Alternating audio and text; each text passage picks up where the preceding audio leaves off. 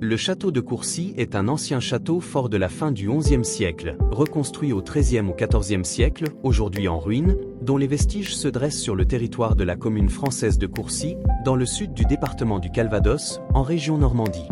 Il ne reste que des vestiges des deux enceintes du château féodal, baignées par la dérivation d'un ruisseau affluent de la Dive. Le premier château de Courcy fut probablement bâti de terre et de bois. La structure de la fortification était conçue avec une succession de 3 enceintes, une enceinte entourant le village, une autre la basse-cour au nord et à l'ouest, aujourd'hui occupée par les bâtiments d'une exploitation agricole, et, la dernière, l'enceinte centrale, qui constituait le cœur de la forteresse, et qui seule a subsisté.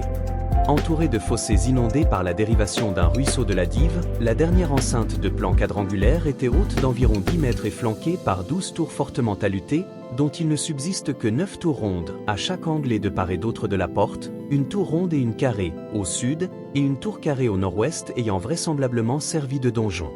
En outre, dans l'enceinte se situent les vestiges d'une chapelle sainte, Catherine datable du XIe siècle, mais ayant été profondément remaniée au XVe, XVIe siècle.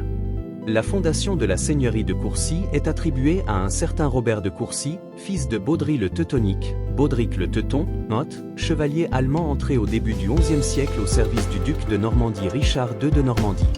En 1091 ou 1092 a lieu le siège du château possession de Richard de Courcy, par son ennemi Robert II de Bellême que soutient son suzerain Robert Courteuse dans le cadre de la guerre de succession qui l'oppose à son frère cadet Henri Ier Beauclerc.